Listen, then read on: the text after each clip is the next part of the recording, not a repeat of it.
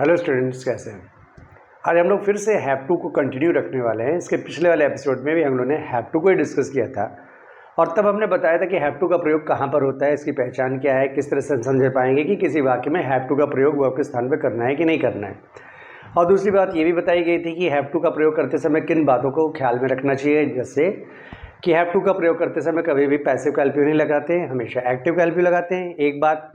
दूसरी बात, have to का प्रयोग करते समय हमें ये देखना पड़ता है कि वो कौन सा टेंस में इसका प्रयोग होगा, यानी उसकी भी पहचान होती है। वाक्य के अंत में क्या होगा, क्या लगा होगा, कि हमें क्या एलपीयू लगाना है। जैसा आप अपने स्क्रीन पर देख सकते हैं, पिछली बार भी मैंने शेयर किया था, फिर से आप एक बार देख लीजिए।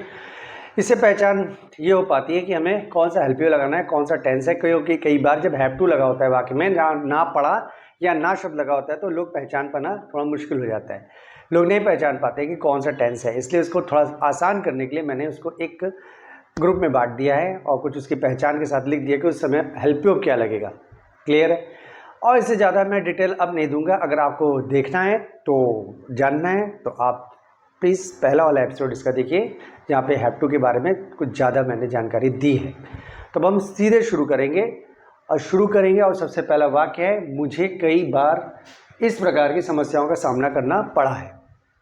तो हम देख लें कि ये कौन सा टेंस है। देखिए, पहली बात, हैव टू का प्रयोग क्यों होगा? इसलिए होगा क्योंकि यहाँ पे ना पढ़ा शब्द लगा है, ठीक, और उसके साथ पहचान वाला शब्द है, ठीक है। और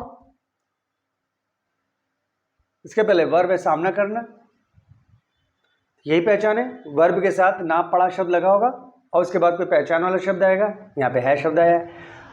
अब देख लें, वर्ब है तो ऑब्जेक्ट क्या है? सामना करना। किसका सामना कर रहा है? समस्याओं का। किसका लगाने से जो उत्तर मिलता है वो ऑब्जेक्ट होता है। किसका सामना कर रहा है? समस्याओं का। ये हो गया आपका ऑब्जेक्ट। सब्जेक्ट खोजने के लिए क्या करते हैं? कौन या किसने लगा के प्रश्न करते हैं। कौन सामना कर रहा है? तो मुझे करना पड़ा है तो मैं कर रहा हूँ, तो मैं हो गया सब्जेक्ट। क्लियर है? एक्टिव है। और फिर भी मैं बताता चलूँगा बार बार कि जब भी एक्टिव हो या पैसिव हो, इससे कोई फर्क नहीं पड़ता, क्योंकि एक्टिव का ही एलपीयू इसमें लगाना है। बस पैसिव होने पे थोड़ा सा परिवर्तन किया जाता है, वो अगले वाक्य में अभी हम लोग देख लेंगे। तो अब देख लेंगे कि कौन सा टेंस है। ये है प्रेजेंट परफेक्ट, क्योंकि वाक्य का अंत में है शब्द आया है और वाक्य पढ़कर लगता है काम हो चुका है। ना पढ़ा है अगर लिखा हो, ना पढ़ा है, तो समझ जाइए वो प्रेजेंट परफेक्ट है, उसमें एलपीयू के स्थान पर हैज़ या हैव का प्रयोग होगा। तो यहाँ पे मुझे लिखा है, मुझे के साथ आई मुझे की इंग्लिश होती है आई, और आई के साथ क्या लगता है? हेल्प यू हैव लगता है, अगर वहाँ के प्रेजेंट परफेक्ट हो तो यहाँ पे हैव शब्द का प्रयोग होगा हेल्प यू के स्थान पर। अब ट्रांसलेशन करते हैं। सबसे पहले सब्जेक्ट इंग्लिश बनाएंगे। सब्जेक्ट क्या है? मुझे, तो आई। नंबर 2, हेल्प यू का पहला वाक्य आपको मालूम है, हेल्प यू हमने क्या नोट करना है? Have, I have. फिर नॉट, इस वाक्य में नॉट नहीं है, छोड़ देंगे। हेल्प यू का बचा भाग, यानी हैव के साथ बीन नहीं लगना है, क्योंकि यहाँ पे पैसिव का हेल्प यू नहीं लगाया जाता है। अगर हैव टू का प्रयोग कर रहे हैं तो हमेशा हेल्प यू का पहला भाग यानी खाली एक्टिव का ही हेल्प यू लगेगा, सीधी सी बात है। यानी बी, बीन, बीइंग ये सब नहीं लगता। अगर एक्टिव पैसिव का हेल्प यू जो हम लोग यूज़ करते हैं आमतौर पर, वो यहाँ पे प्रयोग में नहीं लाया जाएगा। तो चले आगे बढ़ें। फिर लिखा है have to, has to, had to या हैव इन टू, इसमें क्या प्रयोग होगा ये अब आपको तय करना है। देखिए, ना पढ़ा की इंग्लिश हैव टू होती है, इसी को तो आज हम लोग पढ़ रहे हैं। और हैव टू क्या है? मुख्य वर्ब है। जिस तरह से मुख्य वर्ब का, जिस तरह से बाकी वर्ब जो होता है उसका वर्ब का फॉर्म चेंज होता रहता है हेल्प यू के अकॉर्डिंग, इसी तरह से यहाँ पे जो हम लोग हैव टू का प्रयोग कर रहे हैं, जो कि वर्ब का फर्स्ट फॉर्म है, उसका भी फॉर्म चेंज करना पड़ेगा। क्यों? क्योंकि यहाँ पे प्रेजेंट परफेक्ट है। आपको मालूम है प्रेजेंट परफेक्ट में वर्ब का थर्ड फॉर्म यूज़ किया जाता है। तो जब आप हैव हेल्प यू के स्थान पर यूज़ कर रहे हैं तो उसके बाद जो भी वर्ब आएगा उसमें वर्ब का थर्ड फॉर्म प्रयोग होगा। तो यहाँ पे वर्ब की जगह में लगाना है हैव टू। तो हैव टू का थर्ड फॉर्म हम लोगों ने पिछली बार भी डिस्कस किया था कि हैव टू का सेकंड और थर्ड फॉर्म होता है हैड टू। तो यहाँ पे थर्ड फॉर्म लगेगा had to, I have had to. इसके बाद वर्ब का फर्स्ट फॉर्म अगर एक्टिव हो तो ये तो वाक्य एक्टिव है, तो इसमें फर्स्ट फॉर्म यूज होगा, वर्ब है सामना करना, फेस। इसके बाद लिखा है ऑब्जेक्ट। ऑब्जेक्ट क्या है? इस प्रकार की समस्याओं, this kind of problems.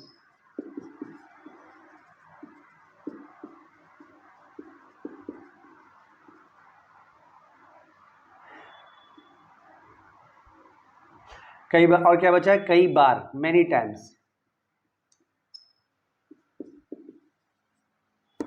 I have had to face this kind of problems many times. कमरा खोलना पड़ा, कमरा खोलना पड़ा। देखिए, ना पड़ा शब्द लगा है, वर्ब है खोलना, और ये अंतिम शब्द ना पड़ा लगाओ, तो यहाँ पे भी हैव टू का यूज़ करना है। और ये कौन सा टेंस हुआ, ये पास्ट इंडेफिनिट हुआ है। अगर वाक्य के अंत में ना पढ़ा शब्द दिखाई दे तो वो पास्ट इंडेफिनिट है, उसमें हेल्पियो के स्थान पे क्या लगाना पड़ेगा, डिड लगाना पड़ेगा। अब देखिए पहले वर्ब तो है खोलना, ऑब्जेक्ट खोजें, किसको खोल रहे हो, कमरा खोल रहे हो, कमरा ऑब्जेक्ट है। फिर सब्जेक्ट खोजेंगे, कौन लगा के पूछेंगे कौन खोल रहा है या किसने खोला। इस प्रश्न का उत्तर इस वाक्य में नहीं है, इसका मतलब ये वाक्य है पैसिव। लेकिन फिर बता दूं, पैसिव हो तो भी वाक्य को एक्टिव का ही हेल्प वर्ब लेके बनेगा, यानी पैसिव का हेल्प वर्ब इसमें यूज़ नहीं होना है। अगर हैव टू का प्रयोग कर रहे हैं तो अब किसी भी कीमत पर आपको पैसिव का हेल्प वर्ब नहीं लगाना है। फर्क सिर्फ इतना हो जाएगा कि अगर ये वाक्य पैसिव है तो यहाँ पे जो लिखा है बी प्लस वर्ब का थर्ड फॉर्म, ये हो जाएगा बस। तो चलिए अब शुरू करें। सबसे पहले सब्जेक्ट अगर एक्टिव हो या ऑब्जेक्ट अगर पैसिव हो, तो यहाँ तो पैसिव है तो ऑब्जेक्ट इंग्लिश पहले बनाएंगे कमरे की, द रूम। फिर हेल्पियो का पहला भाग आपको मालूम है पास्ट इंडेफिनिट है, इसमें हेल्पियो का पहला भाग क्या लगेगा, डिड। इसके बाद नॉट है नहीं, इस वाक्य में छोड़ देंगे। हेल्पियो का बचा भाग, डिड के साथ कोई बचा भाग होता नहीं है, यानी डिड के साथ बी, बीन, बीइंग नहीं लगता है तो छोड़ देंगे। उसके बाद help, have to, has to, had to, इसमें क्या प्रयोग होगा, डिड लगाए तो डिड के साथ फर्स्ट फॉर्म यूज होता है, आपको मालूम है डिड के साथ वर्ब का फर्स्ट फॉर्म यूज होता है। तो हैव टू क्या है, फर्स्ट फॉर्म है तो हैव टू लिख देंगे। इसके बाद बी लगा के थर्ड फॉर्म, क्योंकि ये पैसिव है तो बी प्लस थर्ड फॉर्म खोलना, opened. The room did have to be opened. लेकिन आप जानते हैं कि डिड के बाद हैव आता है। आप पास्ट इंडेफिनिट में ये चीज़ पढ़ चुके हैं। अगर आपको ना समझ में आ रही हो बात तो पास्ट इंडेफिनिट जाके देखिए तो और क्लैरिटी मिलेगी। तो डिड के बाद अगर हैव आए तो डिड हटाकर हैव का सेकंड फॉर्म हैड लगाते हैं, क्योंकि डिड के बाद जब भी वर्ब आता है या नेवर आता है तो डिड हटा के वर्ब का सेकंड फॉर्म लगाते हैं। तो यहाँ पे डिड के बाद जो हैव है ये तो वर्ब के रूप में प्रयोग किया जा रहा है, तो डिड हटाकर हैव का सेकंड फॉर्म हैड प्रयोग में लाया जाएगा। तो यानी इस तरह से वाक्य बनेगा, the room had to be opened.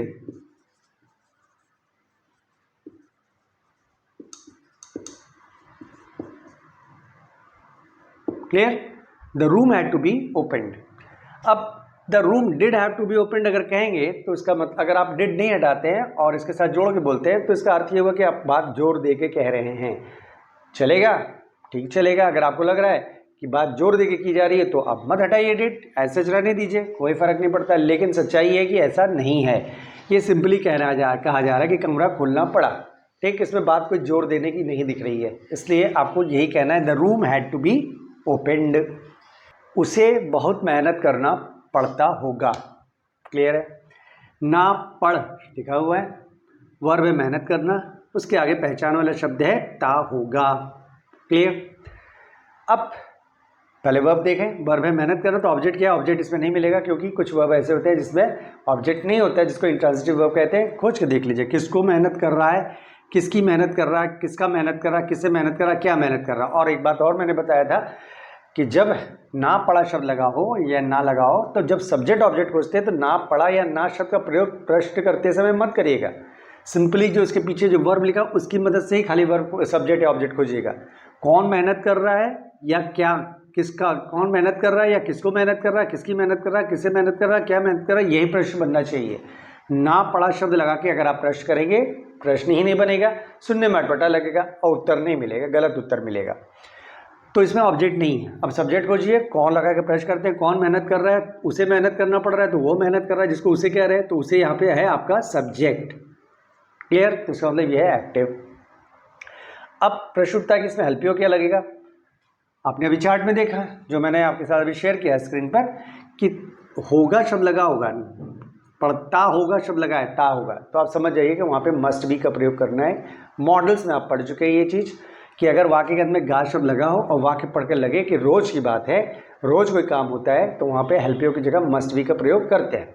तो देखिए उसे बहुत मेहनत करना पड़ता होगा, जब कह रहे हैं उसे रोज़, उसे बहुत मेहनत करना पड़ता होगा, मतलब मेहनत कोई करेगा रोज़ ही करेगा, ये रोज़ रोज़ की प्रक्रिया हुई, तो इसलिए यहाँ पर मस्ट बी का प्रयोग होगा हेल्पियो के स्थान पर।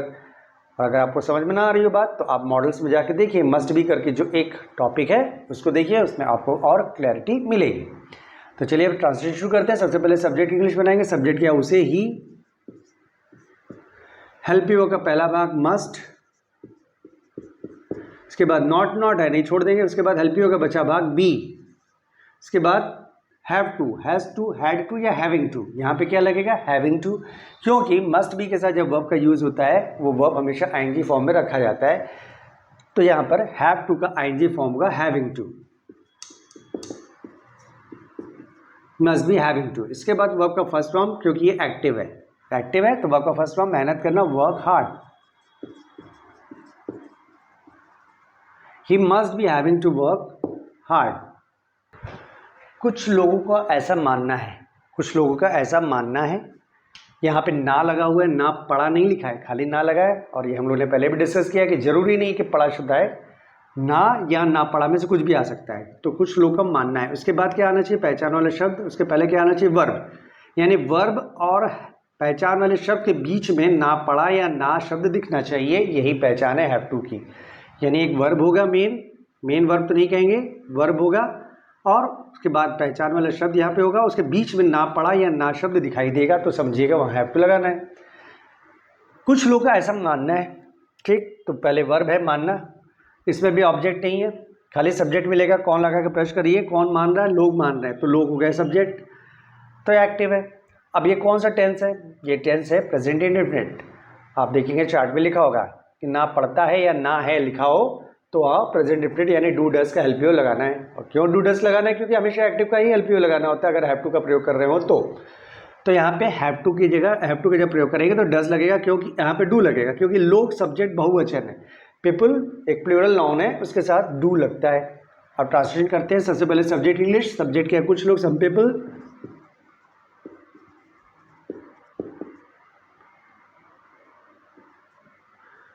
नंबर 2 हेल्प यू का पहला भाग डू, फिर नॉट नहीं है, हेल्प यू का बचा भाग नहीं लगेगा, डू के साथ कोई हेल्प यू का बचा भाग नहीं होता, बी बीन बीइंग नहीं लगता है। फिर हैव टू लगेगा, क्योंकि डू के साथ वर्ब का फर्स्ट फॉर्म लगता है तो हैव टू लगा देंगे। इसके बाद वर्ब का फर्स्ट फॉर्म, क्योंकि एक्टिव है तो मानना, बिलीव या बिलीव लिख लीजिए। Some people have to believe, so भी लिख सकते हैं, सो छोड़ भी सकते हैं, ऐसा कि इंग्लिश यहाँ पे जरूरी नहीं बनाना है, ठीक। लेकिन अब देखिए डू के बाद आ गया हैव, तो आपने प्रेजेंट इंडेफिनिट पढ़ा है, अगर डू के बाद हैव आता है तो डू को हटा के हैव की जगह है डू को हटा देते हैं और हैव में कोई परिवर्तन नहीं करते। ये प्रेजेंट इंडेफिनिट में आपको बताया जा चुका है कि डू के बाद अगर हैव आए तो डू हटा दो और हैव में परिवर्तन मत करो, ठीक। तो उस हिसाब से होना चाहिए some people have to believe. और अगर आप डू लिखा हुआ छोड़ देते हैं, टू एज सच लिखा हुआ छोड़ देते हैं, तो उसका मतलब हुआ आप बात को जोड़ देके कह रहे हैं some people do have to believe, यानी तब भी बात गलत नहीं होगी। लेकिन अगर आपको लगता है कि आप नॉर्मली यूं ही कह रहे हैं, कुछ लोग का मानना है, तो some people have to believe, तो वहाँ पे डू हटा देंगे, तब हो जाएगा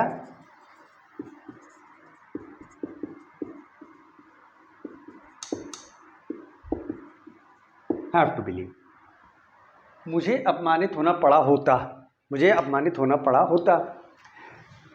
अपमानित होना वर्ब है, ना पड़ा बीच में लिखा है, और इसके बाद ये पहचान वाला शब्द होता। तो पहले ऑब्जेक्ट खोजें, अपमानित होना वर्ब है। किसको अपमानित कर रहे हो, ये प्रश्न उठना चाहिए। किसको अपमानित किया जा रहा है या किसको अपमानित कर रहे हो, या यही प्रश्न होगा तभी आपको ऑब्जेक्ट मिलेगा। क्योंकि कुछ जगह प्रश्न करना थोड़ा ट्रिकी हो जाता है ऑब्जेक्ट सब्जेक्ट खोजते समय। अगर आपने उस पर ध्यान नहीं दिया तो आपका गलत उत्तर ही मिलने वाला है। तो आप किसको अपमानित कर रहे हो, जिसको अपमानित कर रहे हो वो ऑब्जेक्ट होगा, और जो अपमानित कर रहा है वो सब्जेक्ट होगा। तो किसको अपमानित कर रहे हो? भैया मुझे अपमानित होना पड़ा होता, मुझे, तो यानी मैं तो अपमानित करूँगा नहीं, मैं अपने आप को अपमानित तो करूँगा नहीं, तो मुझे अपमानित होना पड़ा मतलब किसी ने मुझे अपमानित किया। तो वही पूछ रहे किसको अपमानित किया जा रहा है, किसको अपमानित कर रहे हो, तो मुझे अपमानित होना पड़ा था, नहीं मुझे अपमानित किया गया। तो मुझे शब्द यहाँ पे ऑब्जेक्ट है, क्योंकि मुझे जो लिख रहा है यानी मैं किसी को अपमानित नहीं कर रहा हूँ, ये नहीं बात चल रही है। यहाँ पे बात चल रही है कि मुझे अपमानित होना पड़ता, यानी कोई मुझको करता अपमानित, तो मुझे हो गया ऑब्जेक्ट। अब सब्जेक्ट खोजिए, कौन लगा कि कौन अपमानित कर रहा है, कौन अपमानित करता या किसने अपमानित किया, इसका जिक्र इस वाक्य में नहीं है, इसका मतलब सब्जेक्ट नहीं है, तो ये वाक्य पैसिव हुआ। पैसिव हुआ तो आपको पैसिव का एलपीओ नहीं लगाना है, एक्टिव का ही एलपीओ लगाना है, लेकिन सिर्फ यहाँ पे बी लगा के वर्ब का थर्ड फॉर्म कर देना है, सिंपल। अब हेल्पियो क्या लगेगा, होता पे अगर वाक्य खत्म हुआ है तो वुड हैव का प्रयोग होगा, आपने चार्ट में देखा है। तो शुरू करते हैं। आप सबसे पहले ऑब्जेक्ट इंग्लिश बनाएंगे, क्योंकि पैसिव है तो मुझे की इंग्लिश जाएगी आई। हेल्पियो का पहला भाग वुड, नॉट होता तो नॉट लिखते, नॉट नहीं है, फिर हेल्पियो का बचा भाग हैव। इसके बाद have to, has to, had to या हैविंग टू क्या लगेगा, यहाँ पे लगेगा हैड टू। क्यों? क्योंकि आपको मालूम है जब भी वुड हैव का प्रयोग किया जाता है तो वर्ब का थर्ड फॉर्म प्रयोग किया जाता है, चाहे वो एक्टिव हो या पैसिव हो। कहीं भी जब भी आपने हेल्प यू की जगह would have, should have, could have, must have ये देखा होगा हैव, तो हैव के बाद जब भी वर्ब आता है उसमें थर्ड फॉर्म यूज़ किया जाता है। तो यहाँ वर्ब के रूप में किसका यूज़ हो रहा है? ना पढ़ा का। तो ना पढ़ा की इंग्लिश होती है हैव टू और उसका थर्ड फॉर्म बताया जा चुका है, क्या होता है? Had to. तो यहाँ पे लिखेंगे हैड टू। इसके बाद बी लगा के थर्ड फॉर्म, क्योंकि ये पैसिव है मालूम है, तो be insulted. I would have had to be insulted। तो आज हम लोग ने हैव टू का एक और सीरीज देखा, हैव टू से रिलेटेड कुछ और सेंटेंसेस को डील किया। अब अगले एपिसोड में भी हम लोग ने हैव टू को ही डील करना है, लेकिन अगले एपिसोड में हम लोग कुछ इंट्रोगेटिव सेंटेंसेस को डील करेंगे और उसके कुछ और कॉम्बिनेशंस को भी देख लेंगे साथ ही साथ। तो अगले एपिसोड तक के लिए जय हिंद।